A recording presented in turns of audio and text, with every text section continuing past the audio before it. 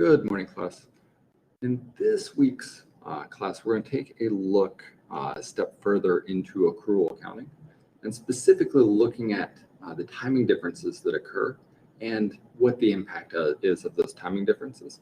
From a technology standpoint, this lecture is being recorded in MP4, similar to how you've engaged in class from a synchronous perspective virtually.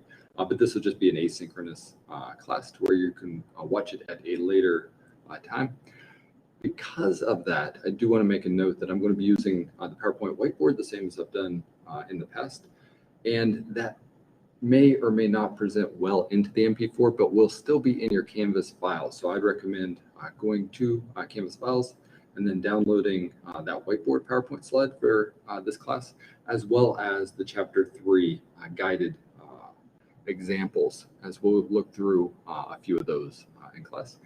That way, even though if it doesn't present well in terms of watching the actual writing occur for the whiteboard and or the click through for the guide examples, you'll still be able to listen to the lecture as well as see me giving the lecture and follow along with the whiteboard and the guide examples as well. So we're going to start out on the whiteboard, specifically looking at two of our GAAP principles that we covered in Chapter 1, that being revenue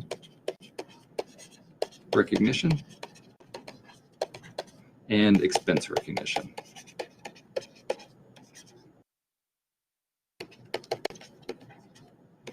And we said that we were using the matching principle where we wanted to recognize both revenue and expenses for a common service that was being provided from the firm, or a common good that was being provided to the customer at the same time. So as an example of this, the revenue might get recognized when we provide services to the customer or provide a good. So in the coffee shop example, we provide service or good. Now the customer might come in and prepay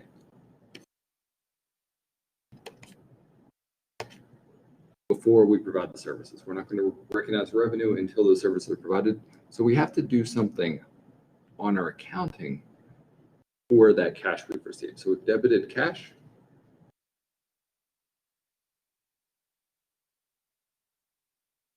And what we're doing in this circumstance is going to be the fact that we have anticipated revenue we're going to get in the future, but don't have yet. So we would have an offsetting account called unearned revenue that will be a liability.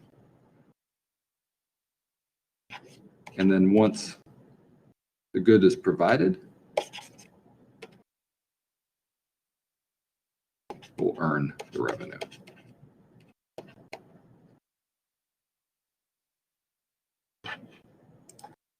Additionally, what you can have is a situation where the customer doesn't prepay,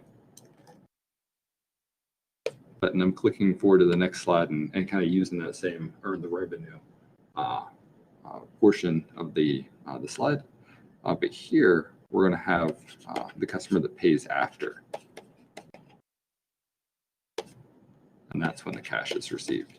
And in that situation, we've earned the revenue, but we had our customer say, hey, I can't pay today, but I gladly pay it tomorrow.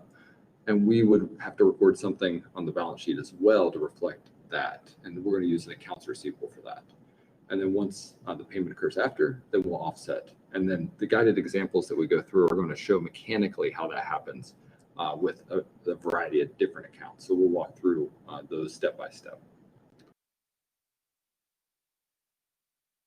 Same as we're doing this with revenue,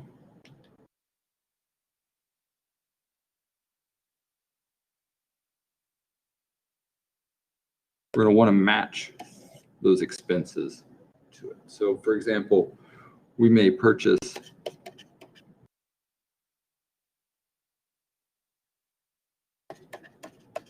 inventory by paying cash up front. what is going to turn into the cost of goods sold for the service or good provided. But we want to actually expense that when we provide that good or service. So we've paid cash upfront, kind of like the prepayment from the customer. We're going to want to use the balance sheet to reflect that. And we're going to use an asset account here as inventory to reflect that as a debit. And then we'll credit that inventory off when we expense it when the good or service is provided. What I want to do now is take a look at those guided examples. In the event that this doesn't present simultaneously in the shot, I do want those folks that have the PowerPoints and are following along that way to know that we're switching from the whiteboard PowerPoint to the Chapter 3 guided example PowerPoint at this time. And what we're going to do is take a look at exercise 3-1.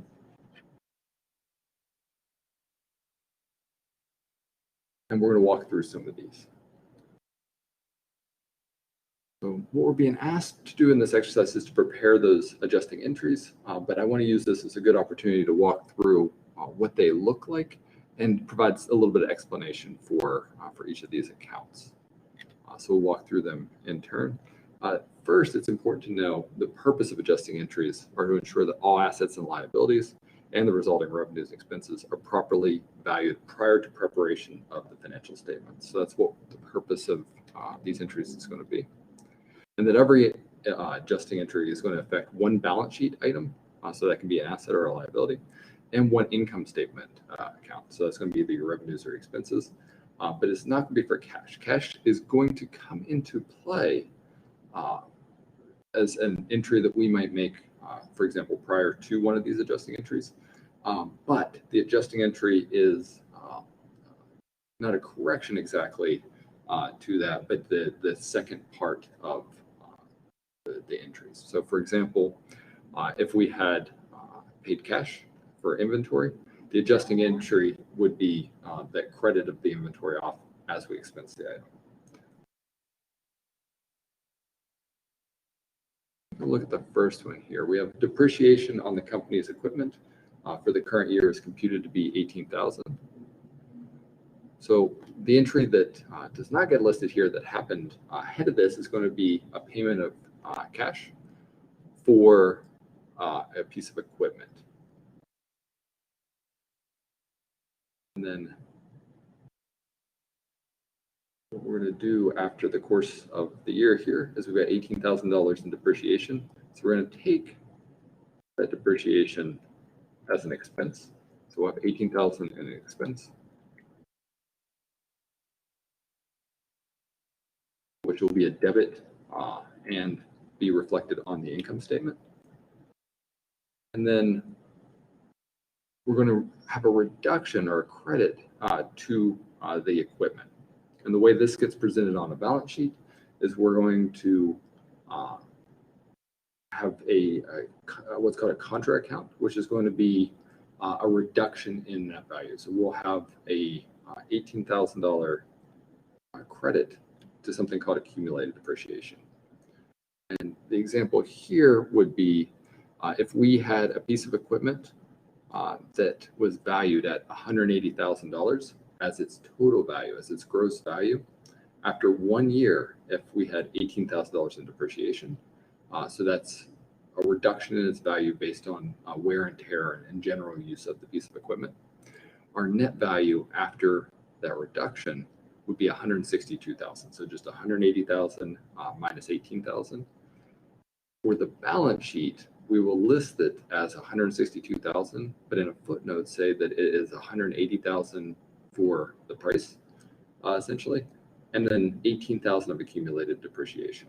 Now, with only 1 year of depreciation expense, it seems pretty indifferent between the two methods. But as you can imagine, as you have varied pieces of equipment and you have different lives for those equipment, so it might be in the second year or it might be in the third year, it's important to reflect how we got to that net value. So that's what this accumulated depreciation account is doing. And it will increase as the depreciation increases. So as we have another $18,000 as a debit for the second year, accumulated depreciation for that second year would be 18,000, and the total accumulated depreciation then would be 36,000. And this is something we go into further in the course, but I just wanted to point it out now for this specific account to get a general awareness of what that was and why it was presenting that way.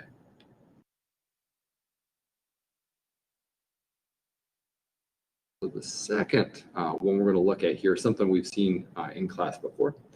So it's going to be prepaid insurance. So this is going to be an example of where we go through and we pay our $1,000 for in September for October's insurance, for example. So we're going to have that prepaid insurance listed as an asset on our balance sheet. So here we've got a $6,000 balance before the adjusting entries, and then we show $1,100 of unexpired insurance remains.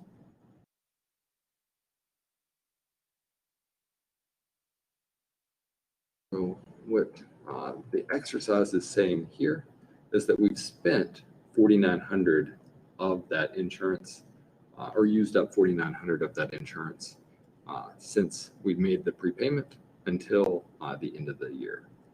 So we had 4,000, we had 6,000 that we paid. 1,100 of the prepaid insurance was paid for insurance after this December 31st date, so it will remain as prepaid insurance. The 4,900 was prepaid insurance that got used up, similar to what paying in September and then using it in October. Let's see how that journal entry is going to reflect. First, we're going to have the income statement and balance sheet set up here. The prepaid insurance is going to get credited off of our balance sheet. So we're going to take a $4,900 credit to prepaid insurance, and it's going to be expensed as a debit on our income statement. So we'll see an insurance expense of $4,900 reflected there.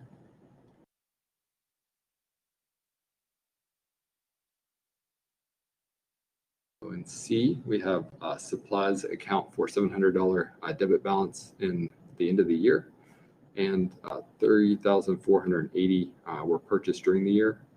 The December 31st count shows 300 supplies available.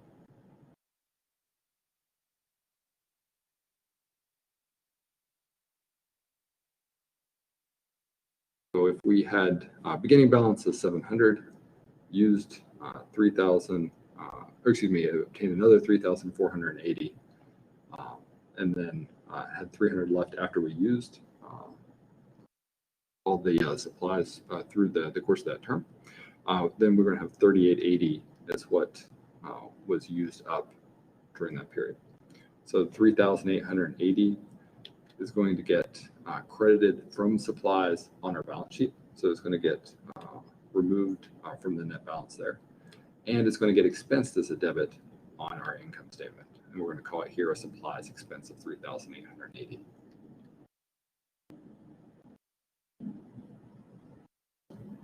So looking at D, it says 2/3 of the work related to $15,000 of cash received in advance was performed this period.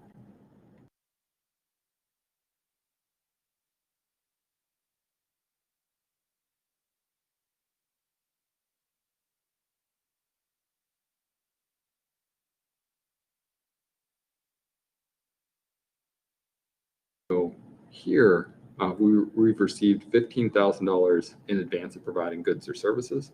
That would be $15,000. The entry that's not going to be listed here that is important to keep in mind is we would have an entry of $15,000 of cash and $15,000 of unearned revenue.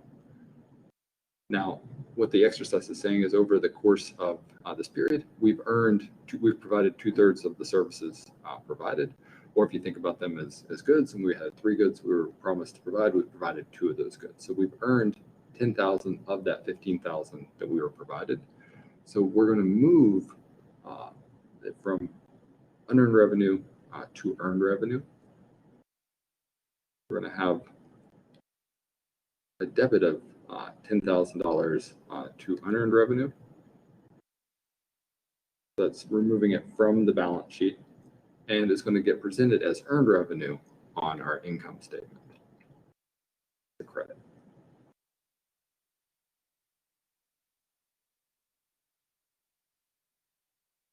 So E says the prepaid rent account had 6,800 debit balance at December 31st. Before adjusting the cost of prepaid rent, the agreement shows 5,800 of prepaid rent had expired.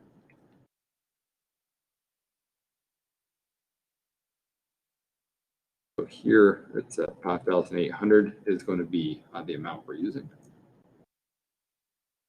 And we're going to credit prepaid insurance off of the balance sheet. Again, it's going to be an insurance expense on our income statement as a debit.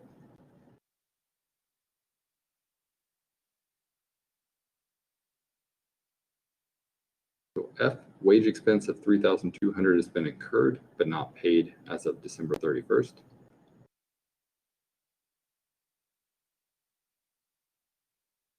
The amount is 3,200. What we're going to use here is something called a wages payable, the same way we've talked about an accounts payable, to where if we went to the supplier and said, hey, we can't pay you today, but we gladly pay you tomorrow. Most employer-employee relationships will pay at a set time. For a salaried employee, it might be the end of the month. For a wage employee, it might be the end of the week. But the labor is still performed either throughout the course of the month for a salaried individual or throughout the course of the week for a wage individual. So the way we record this from an accounting standpoint is to use something called a wages payable account. Even though this has already been agreed to, likely in a contract signed, it's as if we were going to that worker every day and saying, hey, I can't pay you for Monday's work, but I'd gladly pay you on another day. And then going again on Tuesday and say, hey, I can't pay you today, but I'd like to pay you on a future date. And then on Friday, you pay for all 5 days worth of work.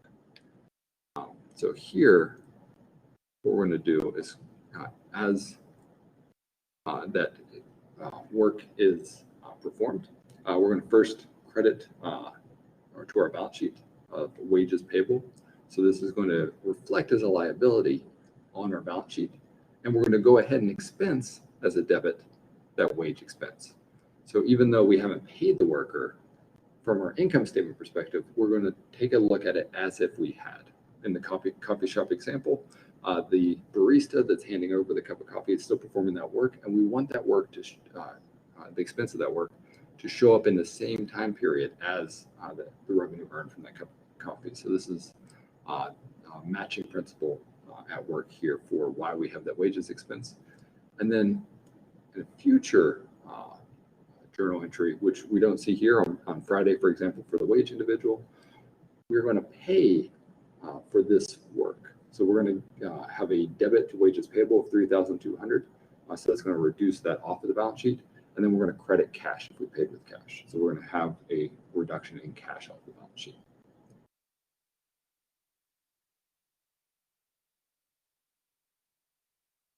Let's take a little bit of a further look at wages just to spread that out a little bit over a week and take a look at how that example looks. Here we have 5 employees who each earn $250 per day. They're normally paid on Friday for work completed Monday through Friday. And here we have Monday and Wednesday through Friday that are separated. So we're going to 1 day of work, which is not going to be on the current period. We're going to take on that date the wages expense of $1,250, and the way we get that again is $250 for that day times the 5 employees. So we have 5 workers that collectively had earned $1,250. Even though we did not pay cash to them yet, we're going to reflect that on our income statement as a wage expense, and we're going to have it as our journal entry here. And we're going to create this wages payable of that same amount as a credit. So it's as if we borrowed from those workers for that day. Now we anticipate paying them back on that Friday. So what we're going to take a look at here is on the next reporting period, and we're going to kind of collect those days together for the Tuesday, Wednesday, or excuse me, the Wednesday, Thursday, and Friday. So here, we're still going to take a wages expense for the income statement. We're going to have our 5 employees, $250 a day for $1,250. Here, we're going to kind of roll up all 3 days. So we'll have $3,750 reflected as our wage expense for that week. Now we're going to debit back, because we're going to pay cash for the entire week. We're going to debit back on wages payable the $1,250. And it's going to leave $5,000 that we have in debits here, and $5,000 is what we pay in cash. So we're going to credit cash for the $5,000.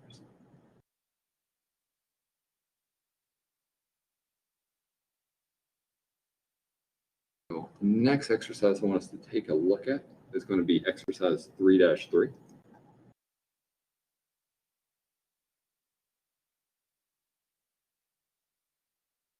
Here we have the following 3 situations, and they're going to require adjusting entries to prepare financial statements. And then we're going to present both the April 30th adjusting statement and the subsequent entry.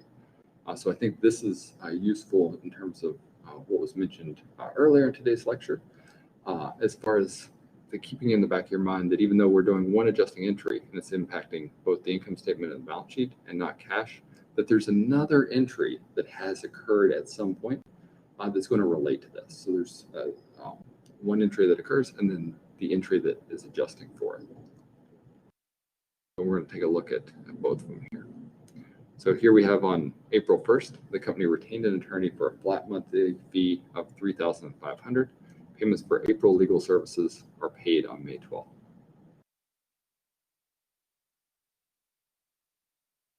The first thing we're going to see here is we're going to expense legal fees of $3,500 as a debit. And we're going to create legal fees payable as a credit. So this is similar to the wage arrangement, to where we had wages expense still taken when the services were provided, but because we didn't pay cash in that on that day, we created wages payable. Here we're retaining the legal services. We're still going to take the expense to line it up with the same period in which revenue for our services are being provided. However, because we're not paying cash yet, we're going to create something we're going to call legal fees payable, just to represent that. Now, once we do pay cash, again, this is going to be where we remove or debit back the legal fees payable. So on May 12th, we're going to have a debit to legal fees payable of that $3,500 once payment is rendered, and we're going to credit cash by that amount.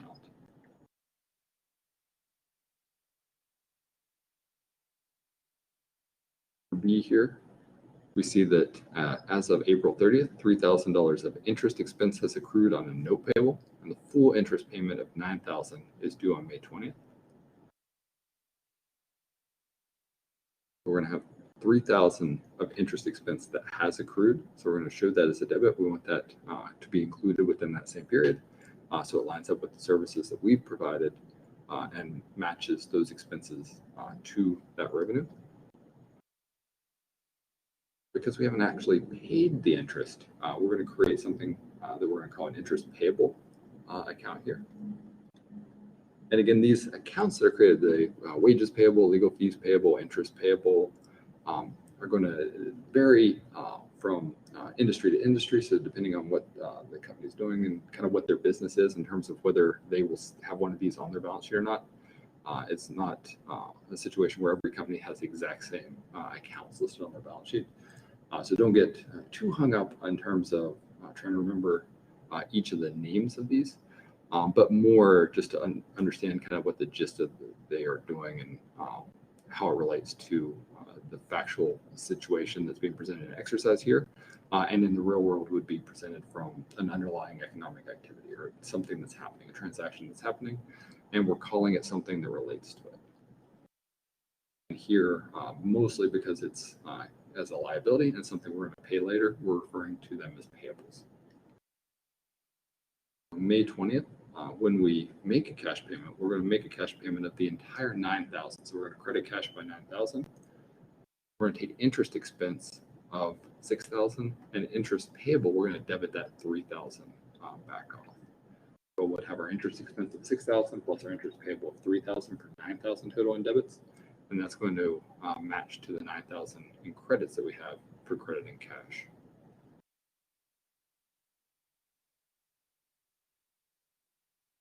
For C, we have total weekly salaries expense for all employees is 10,000. The amount is paid at the end of the day on Friday of each 5-day work week. April 30th falls on a Tuesday, which means the employees had worked 2 days since the last payday, and next payday is May 3rd.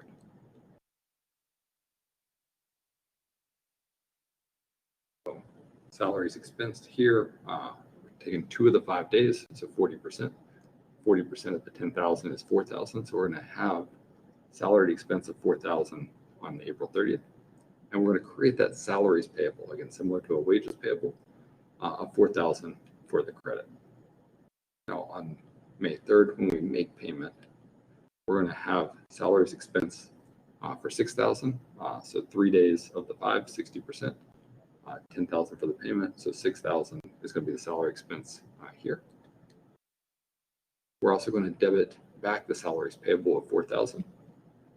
And the total amount of cash that we paid is going to be presented here as a credit. It's going to be 10,000.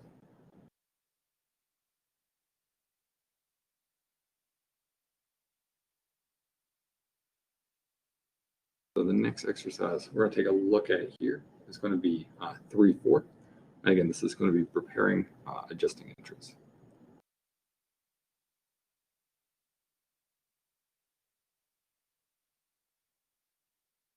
So these are going to be similar accounts to what we've seen before, some of them. The first one is going to take a look at wages. So we're going to have wages of 8,000 earned by workers and not paid as of December 31st. So we're going to take a look at what that does. First thing we're going to do is calculate the amount. Here we have it as 8,000. What we do again is create a wages payable account and then credit 8,000 to that amount. So we can expense as a wages expense 8,000, and that's going to get presented as a debit.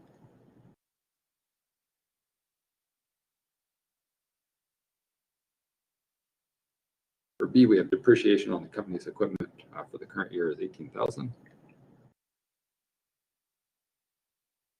to be similar to the first guided exercise that we looked at, where we're going to have 18,000 is going to be debit as a depreciation expense. And we're going to have this contra account of accumulated depreciation that's going to show 18,000 as a credit. So, and if the equipment was worth 180,000, we would show it on the balance sheet as 162,000. And maybe footnote that to say that that 162,000 is calculated by taking 180,000 minus 18,000.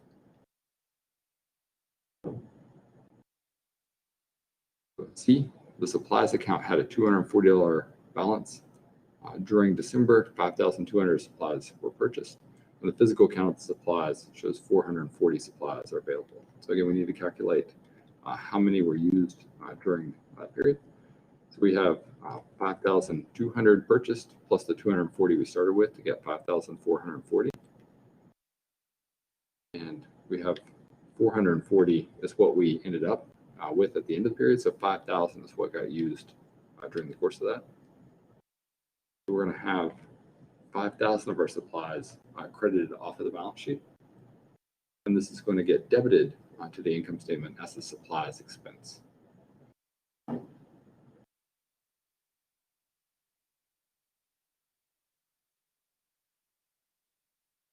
So for D, we have prepaid insurance account had 4,000 balance at the beginning of December. And then looking at the insurance policy, there's 1,200 of unexpired benefits remaining at the end. So we want to know how much of those benefits do we use up again. So this is like paying 4,000 for insurance in September, using October's portion, and then, or October, November, December's portion, and then looking and seeing that January's portion is still unused and wanting to know how much of the prepaid insurance is still going to be on the balance sheet and how much is going to get expensed off.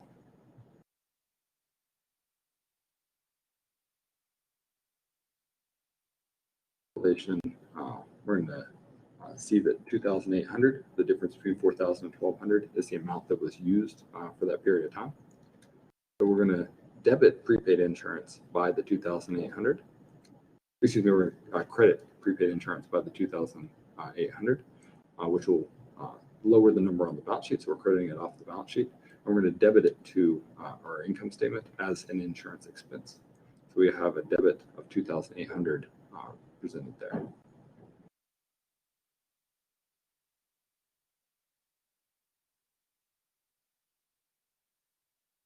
For E, it says the company has earned but not recorded 1,050 of interest revenue for the year ended December 31st. The interest payment will be received 10 days after the year end, so on January 10th. Here we have 1,050 of interest revenue.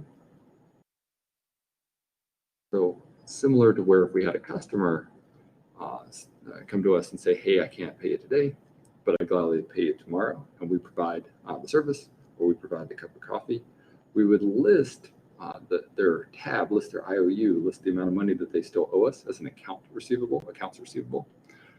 We're going to do something similar here with interest, to where we're owed the interest but have not been paid it yet. So we're going to create an account called interest receivable and debit that. And then we're going to go ahead and still take the revenue in that same period. So we're going to credit interest revenue, so it will show up on our income statement as revenue.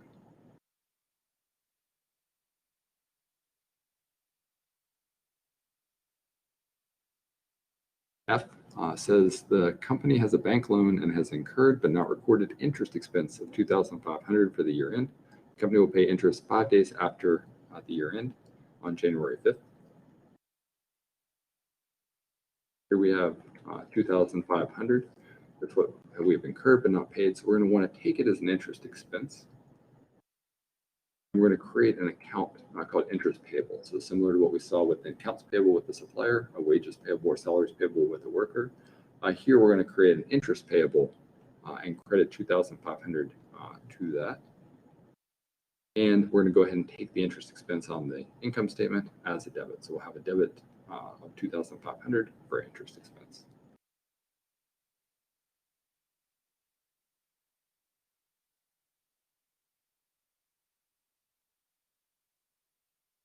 So the next one I want to look at here is actually skipping down to the bottom for exercise 313.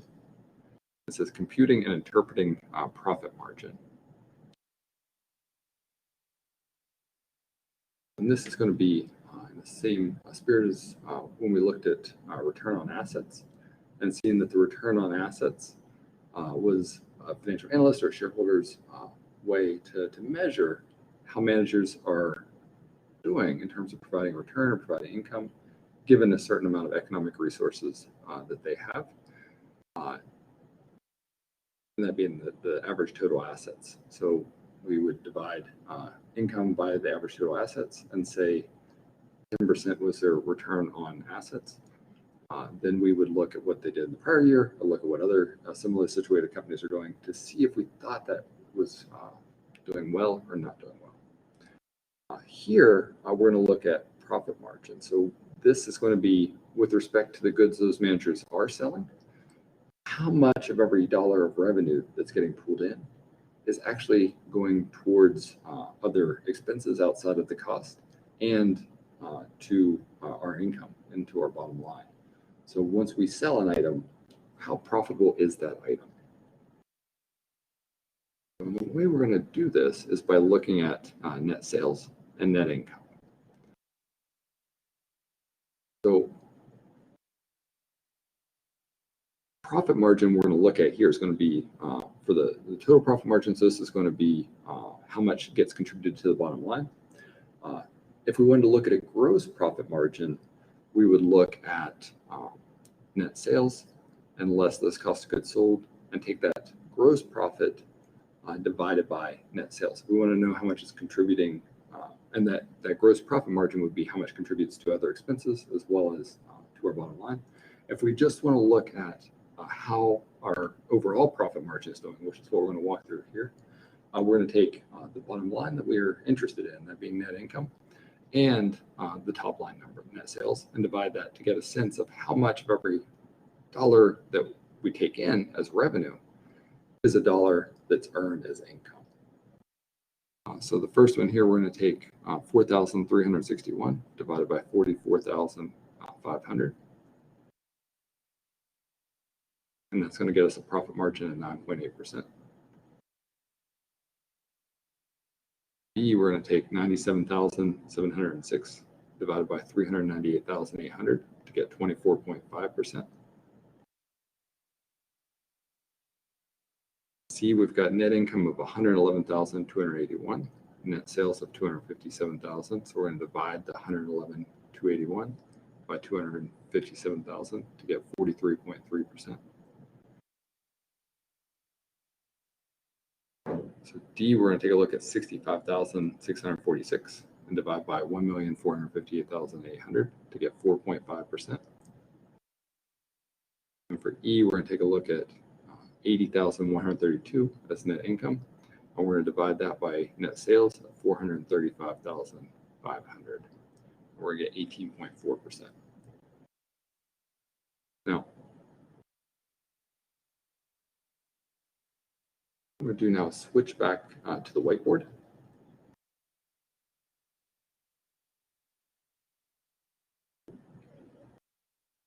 Here, that profit margin was net income divided by net sales. And we'll get a little bit more information later in the term on why it's being referred to as net sales rather than just sales or revenue here. But that's going to give us is going to be our profit margin. Now,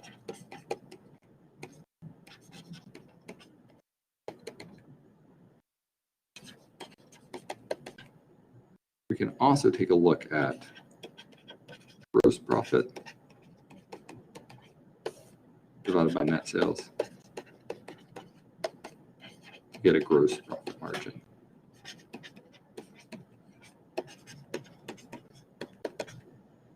And similar to what we talked about in terms of return on assets, needing to look at prior year, needing to look at a comparable.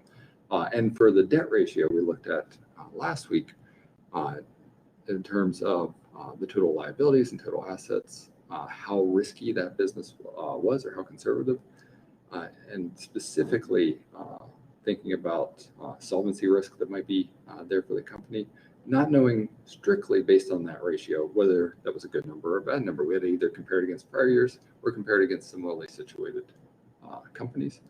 Profit margin is going to be the same thing here. Just because a company has a high profit margin ratio or gross profit margin ratio isn't necessarily going to be, strictly speaking, a good thing or a bad thing. Although with respect to profit margin, more is going to, you're going to want more net income. But if you're looking at for the overall profit margin, one thing to keep in mind is what the amount of sales are. So a company might have a really big profit margin, but have very limited number of sales. So the amount of net income that they're providing that's going to be available to shareholders might be small.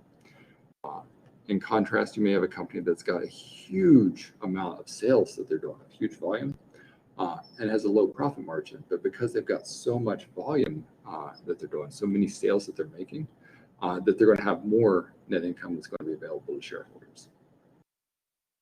And this is going to spell out even more drastically if we look at the gross profit margin ratio, because you're going to have that amount that's earned. So for the gross profit margin ratio, you can think about retailers, for example. If you take a retailer like Nordstrom, that might have a high markup on their products, but not sell that many of those products, they might have a really high gross profit margin ratio. But if you take, in contrast, a look at a company like Walmart that may not have a big gross profit margin, may have a really small one, but just may have a lot of transactions that are occurring.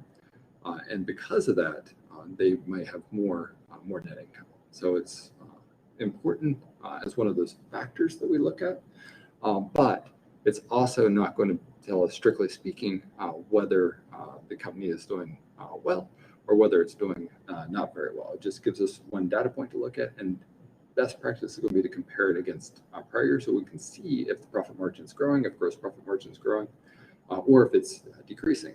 And that will give us a sense of, for example, maybe the competition level in that space, which might give us an indication of not what income is today, but how they're going to be doing tomorrow or next year or the year after. A lot of other companies are moving into the industry and margins are compressing, then that business might get a lot more difficult for the company and the managers in the future, for example.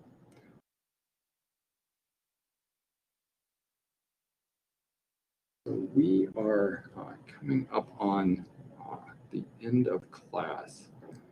So I'll go ahead and pause here for the lecture. I do want to say a couple words about the midterm, and that is going to be next week. So the midterm is going to be through Connect. So it will open up similar to what your exercises will. It is intended as an open book, open note test, but I will, and it's not meant to be, so it's a take-home test. So it's not meant to be time pressure, but there is a time constraint on it, specifically 12 hours. So I would suggest that kind of thinking through what your schedule looks like and what time that you have available to take the test. It has the 12-hour time limit on it because it's intended whatever day you open the test up is the day it's intended for you to complete it. So whenever you do want to take it, feel free to open it up and take it any of those days. If you want to take it early in the week, you're welcome to do that. If you want to wait until later in the week, you're welcome to do that. I would suggest not waiting until the last day it's due, just in case something comes up and makes it challenging. But you have the freedom to do that. So it's we're going to take next week as essentially an exam week, to where the time we would ordinarily have for class time is for your own expectation is going to be to use that time to study and practice and prep. So go back over chapter 1 through 3 homework assignments. Go back over and look at the smart books, go back over your readings, go back over these lectures, as well as the whiteboard notes and the guided examples that are posted. So use that essentially as prep time. And then once you feel comfortable with it, then go ahead and open the exam and then take it that day. So if you wanted to do it on a Monday and then do your prep over the weekend, you're welcome to do that. If you wanted to wait until Wednesday or Thursday to do your prep and then Friday take the exam, you're welcome to do that as well. So you've got liberty to do it either way. We will not be meeting at all for that week 4, but we will come back week 5, and week 5 is when we will start with split class. So half the class based on last name alphabet. The beginning part of the alphabet will have preference to come on Monday if you so choose. And the last part of the alphabet will have preference to come on Wednesday if you so choose. If you want to remain virtual for the entire Monday and Wednesday, you're absolutely welcome to do that as well. So it's not forcing you to come into the physical presence in class. But for those students that want to do that, because of the social distancing, we've limited it to those days. So I'll go ahead and conclude here. We're at about 45 minutes are coming up on it fairly soon. But again, just for the exam, 12 hours is what it's open to. It's not intended to be time pressure. The time amount that should be able to get through the exam is intended to be in the neighborhood of about an hour, hour and a half. So definitely allot yourself at least that much time to sit down and go through it. But the 12 hours is forcing you to do it all at one time. For materials, again, I would recommend printing out the materials that you have here, but you're welcome to use those. And it's going to be open book, open note. So you're allowed to use those resources as you complete the exam. And I would say that so far with the way the virtual classes have gone, and happy with the progress that I've seen looking through as far as what everyone's done so far. And look forward to seeing how well everyone does on the exam. So with that, I'll go ahead and leave you guys to it. Good luck, and I'll see you guys Monday in week 5. Thanks.